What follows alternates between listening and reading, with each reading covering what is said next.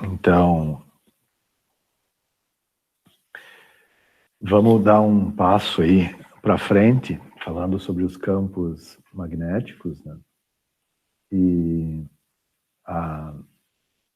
Então, uma coisa importante é que as equações que nós estamos discutindo, né, para o B, tanto para o divergente do B quanto para o rotacional do B, são equações que valem no vácuo e elas são equações, né, que me dão aí, tanto do divergente do B quanto do rotacional do B, me dão ponto a ponto, né, como é que vale, como que o campo magnético varia. Está faltando um vetor aqui em cima do B, perdão. E, bom, uma coisa importante é que quando a gente vai analisar, ou vai usar isso na prática, né, nem sempre eu estou analisando microscopicamente, ou seja,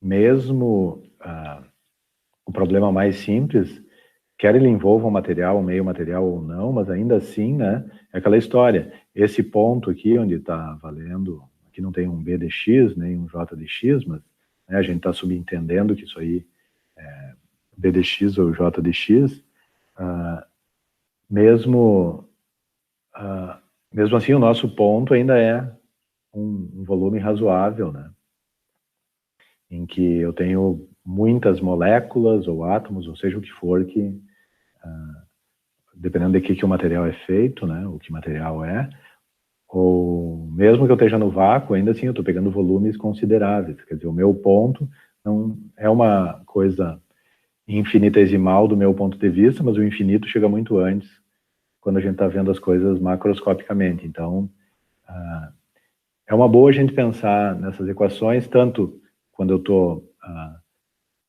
indo para o lado macroscópico, ou estou fazendo médias macroscópicas, quanto quando eu estou interessado em saber como é que o campo se comporta dentro de um material. Então, vamos fazer isso. E para fazer isso, a gente tem que repensar um pouco sobre como que são os pontos aí, ou seja, exatamente que tamanho tem esse volume onde eu estou fazendo a média.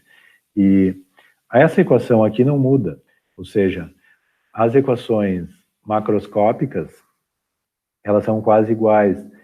Essa equação aqui não muda, ou seja, o divergente do B continua valendo como divergente do B, e essa é uma das equações que, né, não vai mudar nunca. Não interessa se eu estou pensando em campos estáticos, quase estáticos, como é o caso que nós vamos discutir aqui, ou se eu estou discutindo campos variando, ou se eu estou discutindo campos em terahertz ou mesmo frequências mais altas. O divergente do B é sempre zero. Agora, a outra equação não. Tá? E o motivo para isso é razoavelmente bem simples, porque eu tenho duas fontes de correntes, digamos assim, ou de duas contribuições que vão acabar tendo efeito na outra equação do rotacional. Tá? Um dos efeitos a gente já conhece, que são as correntes, mas, em particular, em meios materiais, né, eu tenho uma outra contribuição, que é a magnetização.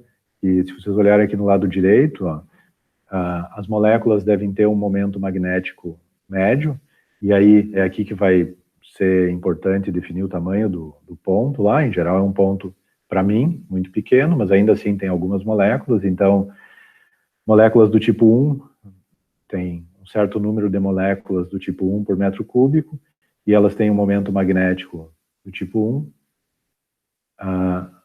Ou, de repente, nem são moléculas, mas, por exemplo, os próprios átomos têm momento magnético próprio, dependendo do átomo, ou os próprios elétrons das camadas mais externas têm um momento magnético próprio. Então, vocês veem que essa expressão aqui para magnetização, que é uma densidade de momento magnético, ela tem mais informação aqui, ou seja, eu tenho diferentes tipos de moléculas, átomos, elétrons que têm momento magnético, e dependendo da densidade desse tipo de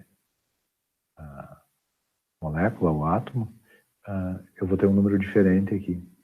Mas, por que isso é importante? É porque a gente sabe que tanto, né, o material polarizado, nesse caso aqui é polarização magnética, nós estávamos falando agora há pouco de polarizabilidade elétrica, né, que é a resposta do material, que é a resposta do material magnético. Então, eu tenho a contribuição para o campo magnético da magnetização no material, ou seja, da densidade de momento magnético, e eu tenho contribuição aqui da corrente elétrica.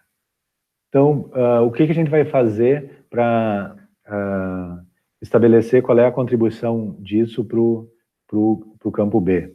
Vocês veem que isso aqui não muda a primeira equação, divergendo B continua sendo zero, não interessa se tem material ou não tem. Mas o rotacional vai ter diferença. Então, o que nós vamos fazer é bem simples, eu acho que aí a gente pode terminar a aula aqui.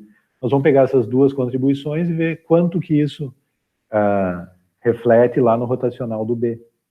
Tá?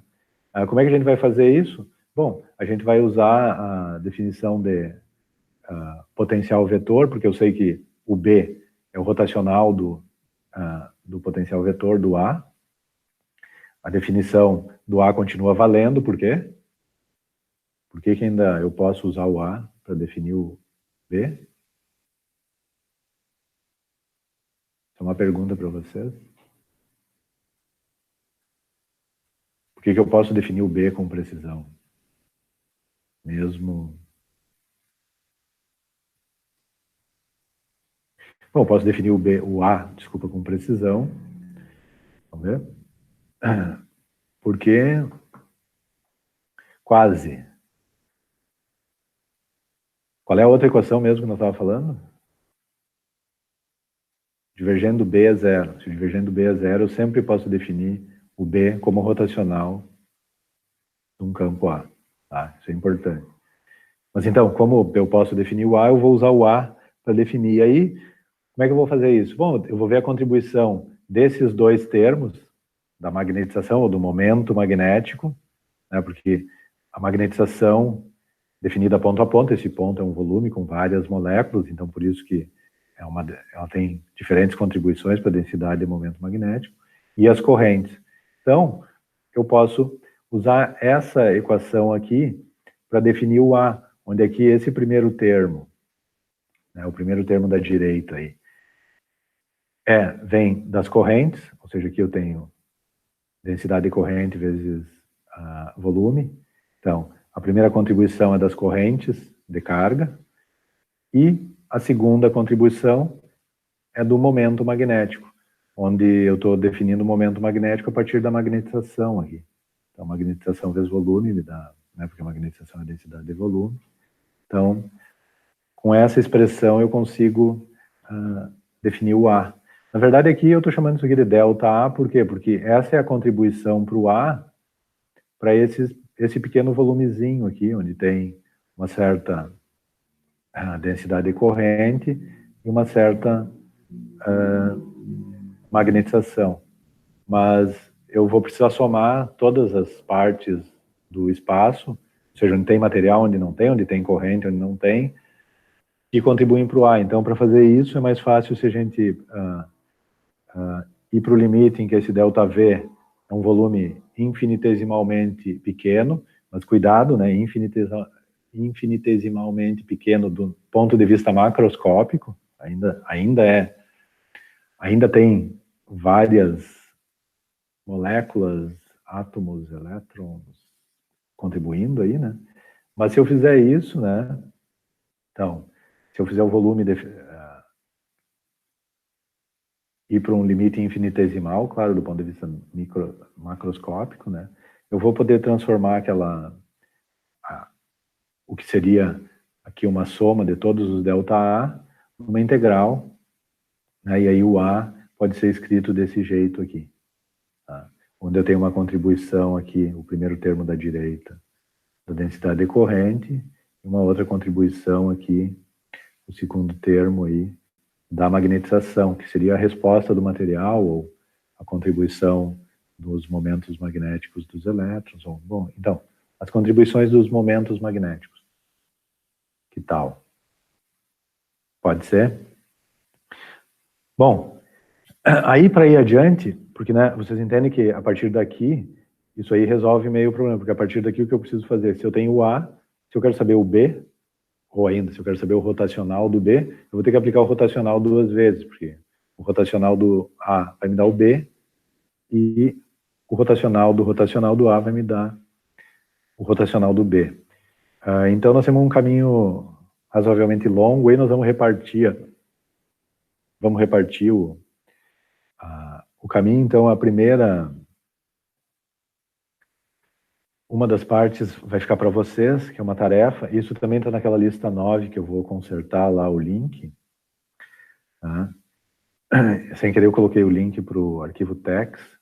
Mas, então, a primeira tarefa aí vai ser mostrar isso aqui, ó. Aquele segundo termo da integral do A lá, que é m vetorial x, ou m vetorial x menos x', né? Vocês podem mostrar que isso dá igual o rotacional do m sobre x. Esse é um rotacional, vocês vejam aqui, né? Um rotacional linha, tá? Isso é uma coisa importante. Essa é uma demonstração importante, porque se eu volto lá, então, e coloco isso naquela equação, vocês veem que o A, né? Agora tem os dois termos, dependem de 1 sobre x menos x', né? 1 sobre r eu posso juntar, então eu fico com uma expressão desse tipo aqui para o A. Que, como nós vamos discutir aí, fica mais simples. Por que que fica mais simples? O que vocês acham dessa expressão aí? Vamos lá.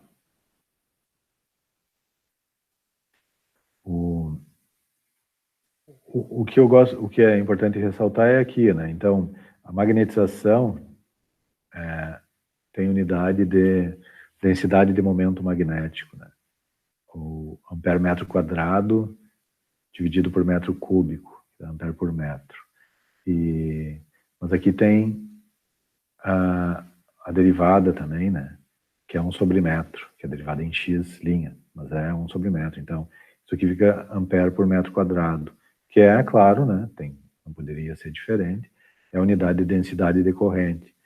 Então, uma primeira observação que a gente pode fazer é que, certamente, esse termo aqui é um termo de densidade de corrente.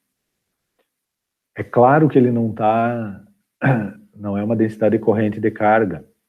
Tu entende? Porque a carga está lá no J. Esse segundo termo aí é o rotacional do M. Ou seja, como isso é uma derivada da magnetização, é claro que não é uma derivada simples assim, mas é um rotacional, mas vocês entendem que é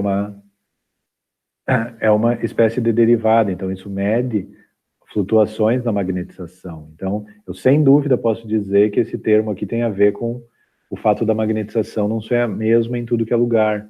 E aí me vem na cabeça, talvez vocês lembrem, uma figura que a gente mostrou lá para polarização elétrica, né, em que eu tenho um volume e ali dentro eu tenho moléculas que estão mais polarizadas de um lado e menos polarizadas do outro.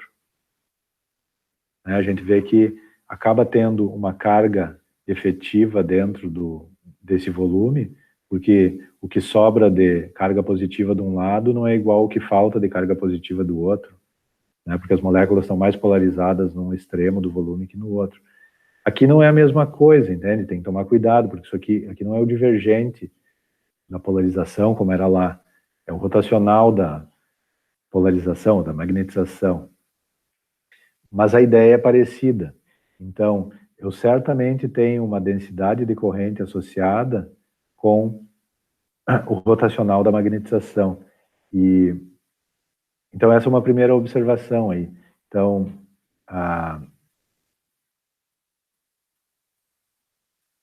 densidade de corrente que está gerando o campo magnético agora não é simplesmente a densidade de corrente de carga. Ou seja, tem uma contribuição aqui, que é esse segundo termo, da densidade de corrente. Bom, essa é a primeira coisa. A segunda coisa é que, bom, se vocês voltarem para a aula, uma das aulas atrás, aí vocês vão ver lá nas notas de vocês que esse é exatamente o formato do A, se esse termo aqui no numerador da integral, né, for a densidade de corrente. Ou seja, eu não poderia dizer, então, que né, pensem na expressão que a gente tinha, eu copiei isso aqui da outra aula, né? O A, né, ele é definido dessa maneira. Né? Se eu estou pensando num lugar em que eu só tenho densidade de corrente, que eu não tenho magnetização. E aqui eu vejo que quando tem magnetização, o A fica um pouco diferente. Tem mais esse termo aqui. Então, sem dúvida, esse outro termo aí, que eu posso chamar de densidade de corrente de magnetização, alguma coisa desse tipo, que tem a ver com o rotacional da magnetização. Tá? E, embora não seja a mesma coisa, eu posso pensar nisso, ou seja, a magnetização não é uniforme. É claro que a maneira como ela varia aqui tem que ser um pouco esquisita, porque é o rotacional, então as derivadas são cruzadas, né? A derivada de x da componente x e assim por diante. Né? Mas eu certamente poderia escrever isso aqui, ó. Me diz se vocês concordam. Porque se aquele A, porque se quando o A é definido como a integral da densidade de corrente sobre R, o rotacional do B é igual a μ0j, então, se o A é definido como uma nova densidade de corrente, que tem esse termo extra aqui, além do J de corrente, tem também o J da magnetização, é claro que eu posso escrever o rotacional do B desse jeito. Ou seja, como esse termo aqui, né, vocês fizeram toda a conta e demonstraram que se o A é definido desse jeito, o rotacional do B é μ0j, então se o A é definido desse jeito aqui, nada mais lógico que ver que o rotacional do B vai ser isso aqui. Que tal?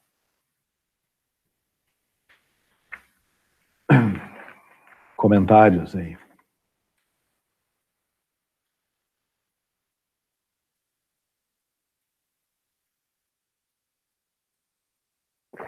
Dúvidas?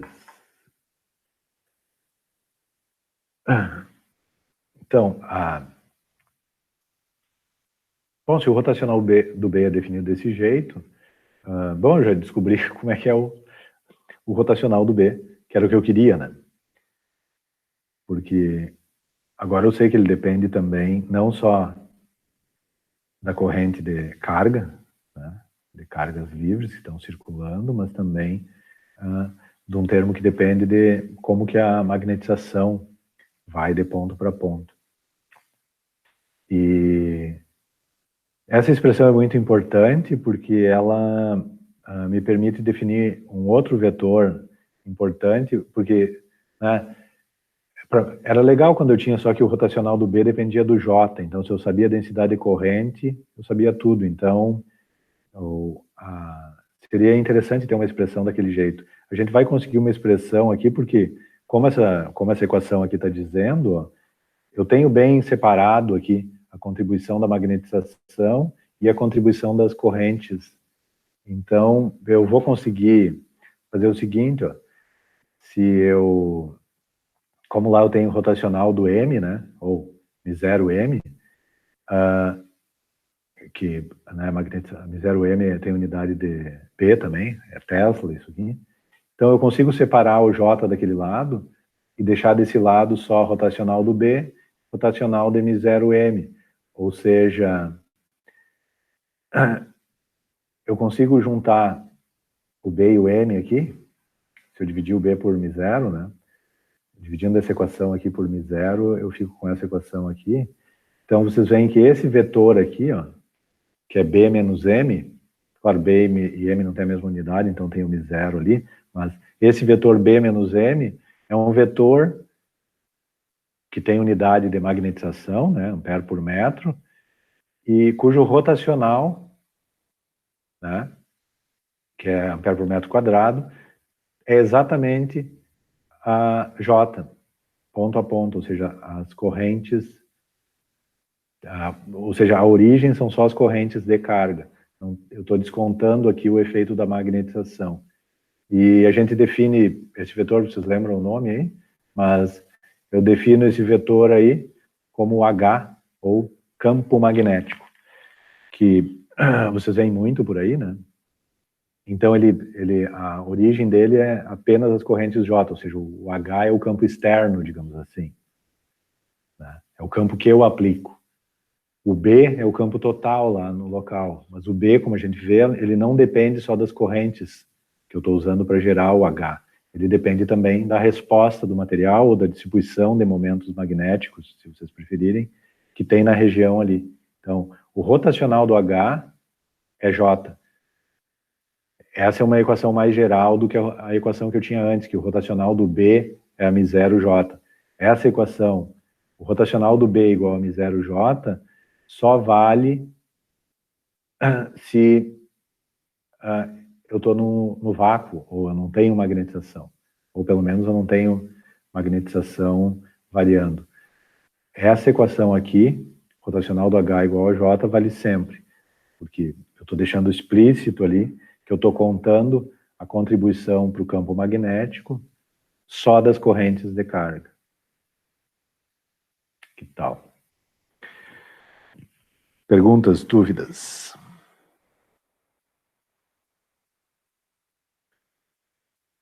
O H, ele é equivalente ao... Na eletrostática, lá, ele é equivalente ao D, não?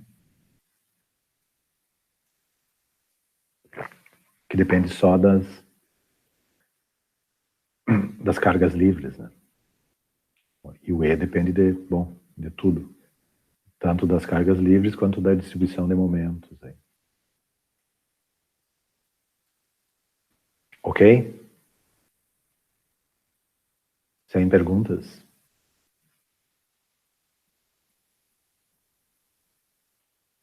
Joia. Bom, é claro que quando eu vou estudar um material magnético, né, e aí, quando eu falo material magnético, vocês certamente pensam direto em ímãs, ou materiais que são ferromagnéticos, mas lembrem que todos os materiais têm algum tipo de resposta magnética. E, em particular, a maioria dos materiais ou é di ou é paramagnético. Né? Ou seja, tem uma leve resposta positiva ao campo ou uma leve resposta negativa ao campo. O que eu quero dizer é que os materiais paramagnéticos, se eu aplico o campo para lá, eles respondem com uma magnetização nesse mesmo sentido. Né? Supondo que eles são, né, que eles respondem à polarização na mesma direção do campo. Os materiais diamagnéticos não respondem assim, eles respondem na mesma direção do campo, só que eles respondem no sentido oposto. Tá? Ou seja, se eu aplico um campo magnético externo no material diamagnético, o B lá dentro do campo, que vai ser a soma do H e do M, vai dar um pouco menos do que o H que eu apliquei. No material paramagnético vai dar um pouco mais. E então, essa relação entre B e H, né, é importante. E para os materiais paramagnéticos ou diamagnéticos, né, a gente poderia dizer o seguinte, ó, que a relação é assim, onde eu tenho uma constante aí, que é exemplo do que eu defini lá na eletrostática, é a permeabilidade, que lá a permeabilidade é a relação entre o E e o D, né? Aqui a permeabilidade é a relação entre o B e o H, porque são as equivalências. Aí. O B é equivalente ao E e o D ao H. Então, tem uma suscetibilidade magnética também, claro, da mesma forma que eu defino uma suscetibilidade elétrica para relacionar o E e o P, ou seja, a relação entre o campo e a polarização elétrica, eu posso fazer a mesma coisa entre o campo magnético e a polarização magnética. Essa suscetibilidade aí também é... Mas, em todo caso, né, a relação entre B e H é importante, e aqui tem o Mi é uma característica do material, então é claro que para um material paramagnético, né, o Mi vai ser um número positivo, ou seja, se eu fizer um gráfico da magnetização contra o campo, que em geral, eu já vou falar disso ali na frente, o que eu meço de fato, né? Porque quando eu meço o B, eu estou medindo magnetização e o próprio H, né? Se o H é o campo externo que eu estou aplicando para medir o campo, né? Vocês veem que do outro lado ele está lá também, porque o B é a soma do M mais o H, né? Então, o H aparece dos dois lados. Então, em geral, até por uma restrição experimental, né, se eu vou medir o comportamento magnético do material, é mais simples medir a magnetização. Tá? E, então, em geral, a gente tem a curva de magnetização contra H. Porque, claro, né, se eu tenho a magnetização e o H, eu tenho o B, porque o B vai ser a soma do M e do H. Tá, mas então, para os materiais magnéticos ou diamagnéticos, a permeabilidade vai ser ou positiva, no caso do para, ou negativa, no caso do dia. Nos materiais ferromagnéticos, que são os materiais em que, em geral, a gente chama de materiais magnéticos, a situação é um pouco mais complicada. Tá? Vou dar um exemplo para vocês. Vou dar mais de um exemplo até. Mas, para os materiais ferromagnéticos, a situação é mais complicada, porque a permeabilidade, na verdade, ela não é uma constante, ou positiva ou negativa. Ela é um número que depende exatamente de qual é o campo que eu estou aplicando. Ou seja, se eu aplico um campo no material, a permeabilidade é um valor. Se eu aplico outro campo no material, a permeabilidade é outro valor. E isso aí são variações de ordens de grandeza, de várias ordens de grandeza, tá? Dependendo da região. Ou seja, para um mesmo material, a permeabilidade pode ir de zero para quase infinito. Tá? Que tal? Vocês acreditam nisso? Eu posso até medir e mostrar para vocês que, de fato, ela pode ir para quase infinito. Tá? E, bom, como é que é isso aí de que a permeabilidade depende? Então, se a gente pensar numa função, né? Se eu for fazer um gráfico de B contra H, eu penso numa linha, né?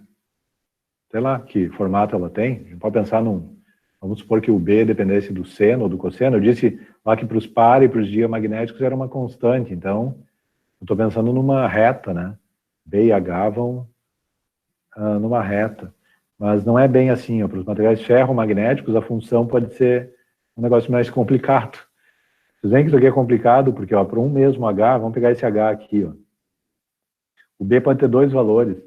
Pode ter um valor negativo, pode ter um valor positivo lá em cima. Ou seja, isso aqui não é nenhuma função. Tá? Até esse primeiro lado aqui, vocês veem que tem uma setinha indicando aqui, eu já explico o que é isso. É uma função, e esse outro lado também é uma função, mas o comportamento do B com H não é uma função. Por exemplo, H é igual a zero, tem esse valor aqui, tem esse valor aqui. Então, bom, pode ser uma função, mas ela é uma função que para cada valor de H eu tenho pelo menos sempre dois valores. Daqui para frente parece que não, parece que aqui parece que só tem um valor de B para um valor de H. No resto, tirando esse ponto aqui também, no outro extremo, é isso. Como é que é essa curva aqui? A curva, em geral, a gente começa ela aqui, ó. Eu aplico um campo H grande, e então o campo magnético lá do material, ou perto do material, tem um certo valor de B. Ali o B é a soma do próprio H que eu estou aplicando, mais a resposta do material, tá? Que é o M. E se eu começo a diminuir esse campo, tá? Estou diminuindo aqui, fazendo esse caminho aqui, o B vai diminuindo, porque a magnetização também está diminuindo, né? O H e a magnetização do material estão diminuindo. E aí, quando eu chego no H igual a zero, ó, o material continua com uma magnetização. Que aqui nesse ponto, o B é só o M, né? Porque o H é zero. Então, a magnetização mais o H dá magnetização só, porque o H é zero. Então ele tem mais ou menos uma memória, né? O que tinha acontecido com ele, né?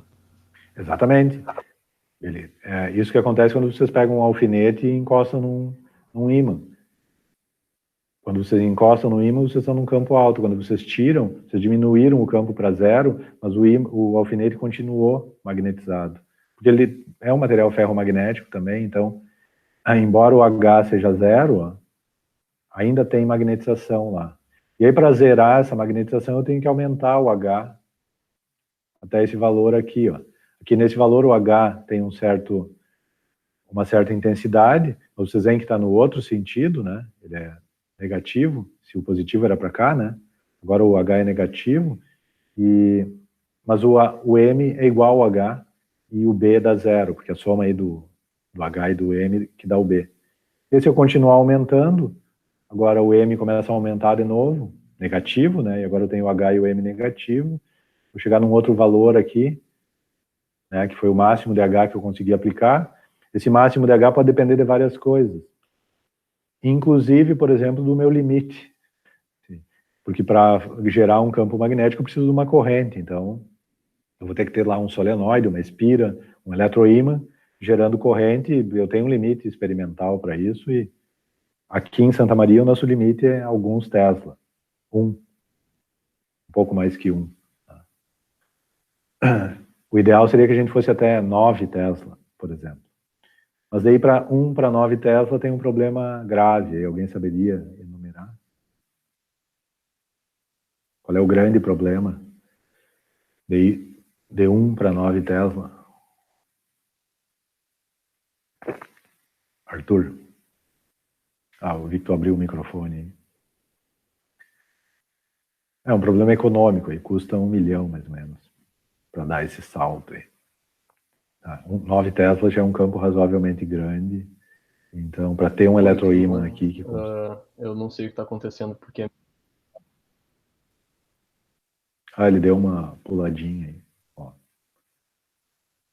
Mas então, eu vou até um campo máximo aqui, se eu começo a voltar, vocês veem que a curva se repete, agora espelhado, ó. De novo eu chego aqui, sem campo eu tenho uma magnetização ainda, só que agora a magnetização digamos assim, se antes a magnetização era para lá, agora ela é para lá, tem a mesma intensidade, mas tem um sentido diferente, e aí eu vou seguir até chegar nesse campo aqui, que onde é o zero, o B, ou seja, o M e o H são iguais, né?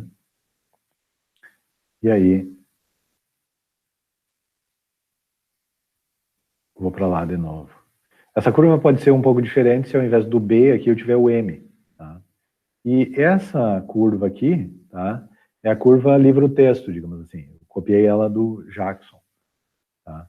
E ela ilustra aí um material como o ferro, por exemplo, tá? Ou o níquel ou o cobalto. Mas hoje em dia os materiais não são tão... Os materiais que a gente está interessado em estudar não são assim, tá? Eles podem ser um pouco diferentes. Então, por exemplo, o material pode ser assim, ó.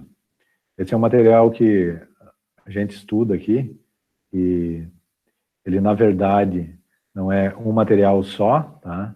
Ou seja, eu tenho aqui esse negócio não está em escala aqui, ó. O silício aqui tem alguns milímetros de espessura, tá? Ou seja, tem alguns milímetros, é uma coisa assim, finita, né, que eu posso ver, né? Mas o material que está em cima aqui, como vocês estão vendo pelos tamanhos aqui, ó, 1 nanômetro, 1,5, mais 1 nanômetro, 2 nanômetros e meio, mais a espessura do tungstênio ali. Está em vermelhinho aqui, né? E tem também, não chega a ter nanômetro, mas 10º de nanômetro. E isso aqui está repetido 15 vezes, então esse 2,5 vezes 15 aqui, ainda assim dá alguns nanômetros, né? 25 mais 12,5, né? 30, 40 nanômetros, mais a espessura do tungstênio aqui. E esse material é mais complicado, mas vocês veem que ele tem o cobalto aqui, que é um material magnético, então certamente eu vou ter uma resposta magnética esquisita aí. E além disso, embora o paládio não seja magnético, ele é polarizável. Tungstênio também. Ou seja, o que eu quero dizer é que essas interfaces aqui entre o cobalto e o paládio, o cobalto e o tungstênio, não quer dizer que seja uma interface em que eu tenho material magnético e ali não tem. Ou seja, como eu tenho a magnetização do cobalto, que vai depender do campo externo também, né? Mas como eu tenho a magnetização do cobalto, ela é capaz de polarizar o tungstênio e o paládio, pelo menos se eles forem fininhos, como eles são ali mesmo, né? E, então, quando eu meço a curva da esterese desse material, eu vou mostrar várias aqui para vocês, tá? Não se apavorem. Mas vai dar uma coisa assim, ó. Vamos aqui na esquerda primeiro, ó. Vocês veem que essa curva aqui é campo, tá? E magnetização, ou seja, não é B, tá? É M aqui. Porque o motivo para isso é simples, é porque medir o H, se eu medir o H eu tenho o B também, é só eu somar o H e o M e o H, que eu tenho o B. Eu somo os dois e multiplico por μ0. No caso aqui, não, aqui já é μ0H, aqui não é, já está em Tesla. Tá? Mas o fato é que as curvas são parecidas, vocês veem que elas não são bem parecidas, né? Por exemplo, a curva em preto, que é aquele material sem o tungstênio, ela faz aquele S, né? Vocês podem ver que chega um campo aqui que a magnetização não varia mais, ou seja, a gente diz que o material está saturado porque todos os momentos estão alinhados na direção do campo, pelo menos eu não consigo mais mexer, e ela segue aquele S, ó.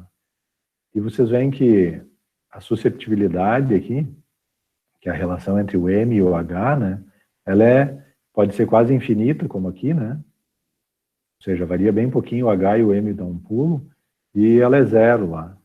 Então, como a susceptibilidade e a permeabilidade têm relação, vocês veem que a permeabilidade varia muito aí. E aí vocês veem que tem diferença à medida que eu boto um pouquinho de tungstênio, né, a curva vai ficando cada vez mais complicada aí. A magnetização de saturação vai mudando.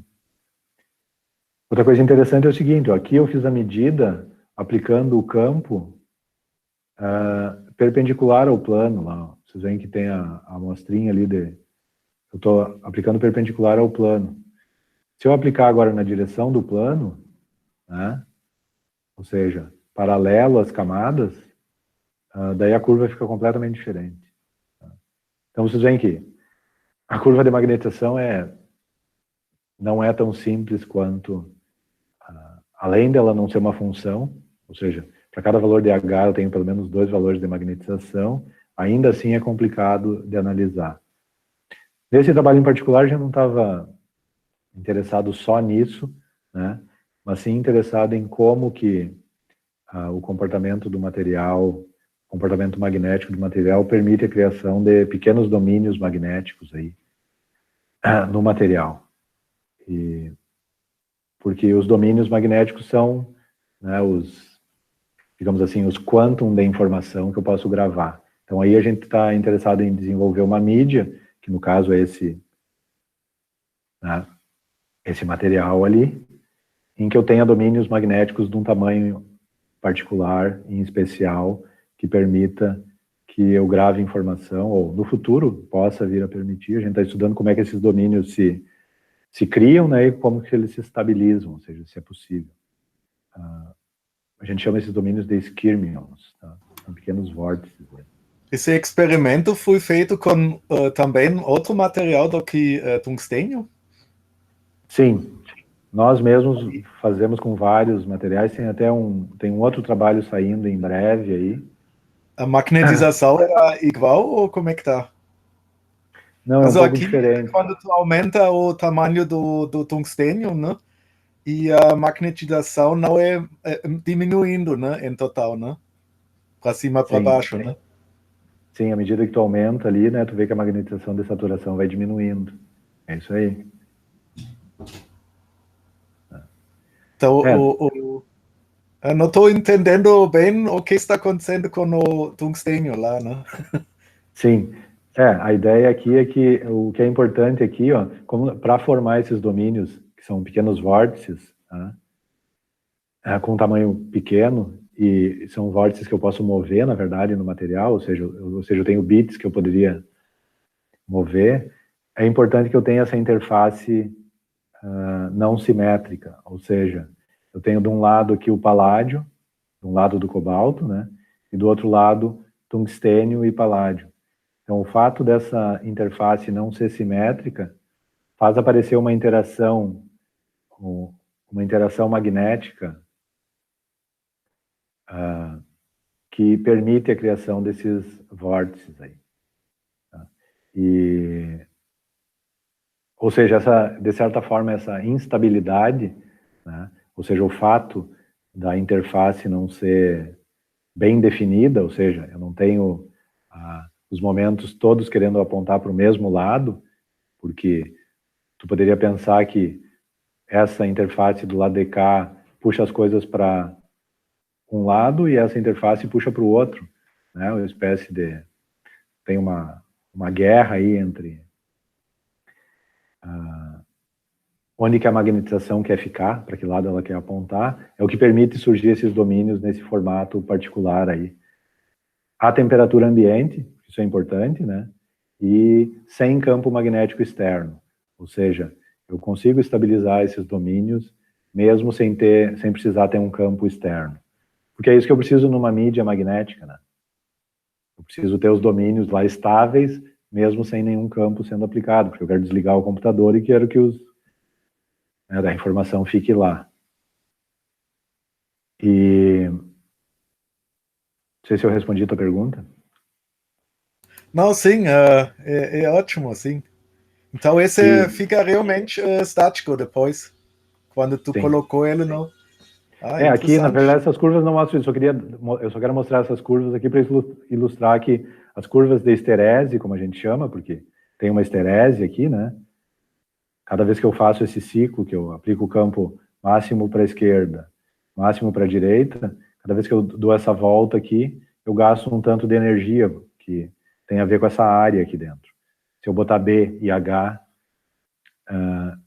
eu tenho energia aí. A integral dessa curva aí, ou aquela área ali dentro me dá energia. E, bom, essa não é a única curva esquisita, entendeu? Tem outras curvas de esterese esquisita. Um outro material que a gente estuda é um material assim, ó. Ou seja, também vocês veem aqui que também é cobalto e paládio, tá? Como era aquele outro, só que o substrato, ele não é um substrato contínuo, tá? Ele é cheio de furos, tá? E tem um pessoal lá no Chile que consegue fazer os furos do tamanho que eles querem, ó. Ou aqui são furos de 40 nanômetros, aqui de 63, aqui de 77, e vocês veem que, né, em todos os furos são razoavelmente bem organizados, e isso é uma coisa que eles fazem em série, ou seja, são áreas enormes, né, isso aqui é apenas uma pequena área aí, né, mas são áreas enormes, toda ela assim. E vocês não estão vendo aí, mas em cima desse material, ou seja, só aquela partezinha que não tem o furo, tem também essas multicamadas aí de cobalto e paládio, tá? Ou seja, isso aí é um material magnético, só tem esse formato esquisito, tá? E nesse caso aqui, o negócio é muito interessante, porque daí a curva da esterese é muito esquisita. Essa aí, ó. Então, vocês veem que, dependendo de qual é o caminho que eu faço, né? Ó, ou seja, vamos supor que eu aplico o campo bem para a direita lá, tá? Máximo para a direita, quase 1000 Worsted aqui. As unidades não estão no SI aqui. Tem outra coisa interessante que vocês estão vendo isso aqui, ó. Olha a unidade de magnetização aí. Conhece essa unidade aí? Tá em ohms? Então, isso é uma outra sacada aqui. Existe um efeito que se chama efeito Hall, em que, em particular o efeito Hall anômalo, em que a resistência ou a resistividade do material depende da magnetização, tá? O efeito Hall normal depende do campo aplicado, tá? Do campo externo. Mas o efeito Hall anômalo, não, o efeito Hall extraordinário, desculpa, depende da magnetização. E o nome é extraordinário porque ele é muito maior do que... ele é realmente extraordinário, ele é muito maior do que o efeito Hall. E nesse caso, então, a resistência depende basicamente só da magnetização. Então, medir a resistência é medir a magnetização, tá? Então, a curva de resistência contra campo é, na verdade, uma curva de magnetização contra campo. Então, por isso que eu digo que essa aqui é uma curva de esterese. Só que ela tem várias vantagens, porque eu estou medindo a magnetização, ou seja, eu estou vendo como que a magnetização do material varia, mas ao mesmo tempo, eu estou fazendo isso com uma técnica que é simples, que eu boto uns fiozinhos lá no material e meço só com 2 fiozinhos a magnetização. Ou seja, eu posso fazer isso mesmo em coisas muito pequenas lateralmente. Porque esse material ele é pequeno, né, perpendicular à superfície, ele é bem fino, mas ele não é pequeno, não quer dizer que ele seja pequeno na lateral. Mas se eu fizer um dispositivo muito pequenininho, como são os dispositivos que a gente usa aí nos celulares, nos computadores e tal, eu ainda assim vou conseguir medir a magnetização e ver o quão eficiente é. E, bom, mas então, nesse caso aqui eu estou medindo a magnetização através do efeito Hall. É uma sacada legal porque, né, eu meço a magnetização de uma maneira razoavelmente mais fácil e já do jeito que eu quero medir mesmo, porque eu estou interessado na magnetização porque ela interfere na resistência elétrica. Tá, mas então, se eu aplico o campo no extremo lá da direita, né, quando eu vou descendo, ó, ele faz esse caminho aqui. Tá? E ele chega aqui, ó, quando o campo é 0, eu fico com uma magnetização. Tá? Aí se eu aumento o campo um pouquinho mais, ele faz esse caminho aqui, ó, tá? E chega aqui. E aí se eu quiser tirar o campo de novo, voltar para 0, ele fica nesse lugar aqui. Então esse aqui é outro valor de magnetização, ou de resistência, em campo 0. Tá? E aí se eu aumentar o campo, ele vai fazer esse caminho aqui e vai chegar aqui. E aí se eu chegar aqui, tirar de volta, ele chega aqui, nesse ponto aqui. Então tem outro estado de resistência, ou de magnetização, em campo 0. E aí se eu aumentar de novo... quando eu tenho uma flutuação aqui, que define depois, ele vai fazer o caminho na outra direção do que eu quero. Pois é, mas tu vê o seguinte, ó. Então, voltando aqui, ó, se eu chego aqui, daí eu tenho no outro estado 4 aqui. Então tu vê que eu tenho 4 estados diferentes de magnetização, ou de resistência, né, porque eu estou medindo resistência, em campo 0. E outra coisa interessante é o seguinte, é que os campos que eu preciso aplicar, aqui ó, 500 ou 1000, ou pelo menos aqui ó, de 500 para 700, são razoavelmente grandes. Então, dependendo do campo que eu aplico, eu tenho 4 estados de resistência diferentes. Então, ainda que eu não precise de uma lógica de 4 estados, de certa forma a gente desenvolveu um material que tem essa lógica aqui. Ou seja, eu tenho 4 estados de resistência, e são 4 estados de resistência em campo 0, ou seja, estáveis, e que eu posso mudar com campo magnético, ou seja, eu não preciso encostar no material. Tá? Talvez eu nem precise de campo, talvez seja possível, a gente não fez esse teste, né, mas talvez em algum material parecido dê para... Mas a ideia aqui era desenvolver uma mídia, né, em que fosse possível desenvolver uma mídia com um processo simples, né, esse processo para fazer esse material é razoavelmente simples, mas ele é um processo que se usa na indústria aí, de eletrônica, mas eu consigo uma mídia que tem 4 estados, né, e não só 2, ou seja, eu não tenho só 0, 1, eu tenho 0, 1, 2, 3, teria 4 bits aí para fazer conta. Talvez seja uma coisa interessante aí no futuro. Mas, de novo, aqui eu queria só mostrar, né, o quanto uma curva de esterese pode ser complicada, e por isso que os materiais ferromagnéticos são tão interessantes, porque se é difícil de estudar, também apresenta várias oportunidades, né? Com que velocidade tu pode trocar essa trajetória, quase? Ah, pois é, esse é outro ponto importante, né? No caso aqui a gente não fez esse teste. Né, nosso poderio aqui, nosso poder de experimental, né? Isso é uma colaboração aí de vários laboratórios, né? Vocês podem seguir o link aqui depois, ó. Se vocês quiserem... muito interessante isso. Muito interessante. Vocês podem, se vocês não conseguirem baixar o artigo, eu mando para vocês. Mas a ideia aqui é essa, né? A gente estuda uma mídia que talvez pelo menos tenha esse potencial aí né?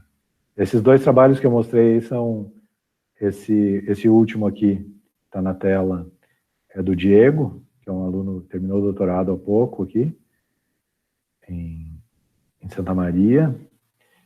E esse outro trabalho aqui é do Gato, que é um outro aluno que está fazendo doutorado aqui agora, vai terminar no início do ano que vem, e que no momento está fazendo um estágio lá em Campinas, no LNLS.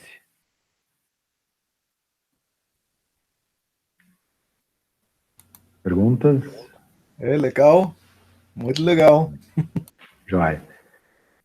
Então, a curva da esterese, então, o comportamento da relação entre magnetização, o campo magnético e campo magnético externo pode ser muito complicado, essa é a ideia. Tá? Bom, vamos terminar com mais uma tarefa para vocês,